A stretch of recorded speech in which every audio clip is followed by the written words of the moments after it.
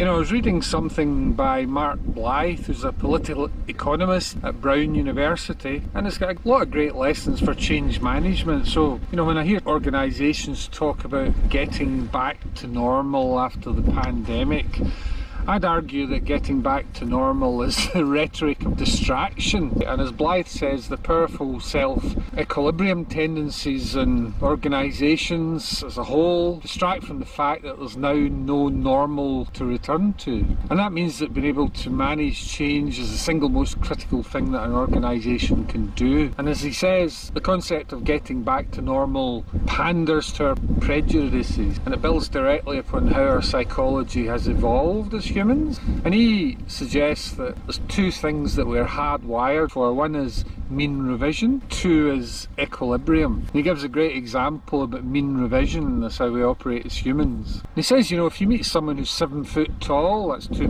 metres 13 centimetres, I've got a friend who's that tall, you tend to label that person as an outlier. Most people are of middling height, so we reasonably expect most of the people we encounter to be normal, quote, size. It turns out that Taleb famously demolished that way of thinking with his idea of the black swan event, as he calls it. And what that means is the fact that you expect only average sized people to show up makes us vulnerable to the appearance of really tall people. Apply that to change management, and then that makes us vulnerable to extreme events in our world, big changes. Number two, in terms of equilibrium, it turns out that there's an equilibrium associated with the middle of the distribution curve where things don't change very much. And just as I assume that there aren't many 7 feet people near me, my friend doesn't live near me, I presume that huge changes I'm subjected to in the world or in my organisation are temporary deviations from some kind of stable self-generating order. And as he says, if we're not careful, mean revision and equilibrium portray a comforting world. They imply that big changes can happen,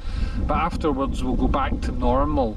It's like the old quote, this too shall pass. And that's one reason why sustainment and change management is so important. The key thing is though, the black swan is an ever-present problem with change management, but the equilibrium assumption might be even worse, because it rests on the belief that human societies or organisations have powerful self-equilibrium tendencies. We see too many organisations and leaders within them thinking, well, push too much one way and things will break, sure, but then the system provides feedback and we restore the equilibrium. We get back to normal. Big changes in organisations, particularly now, can suffer from this.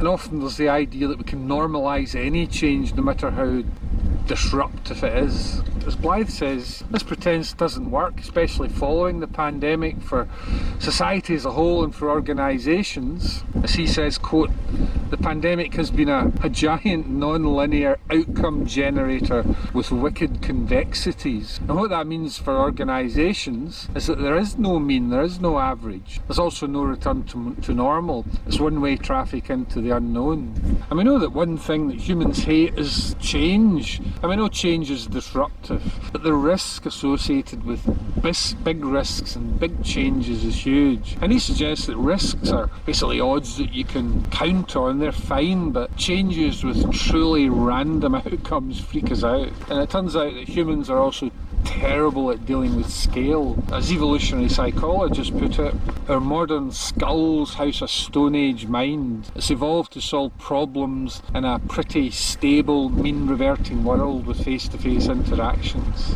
And previously in organisations, when we encountered large changes, that caused us cognitive dissonance.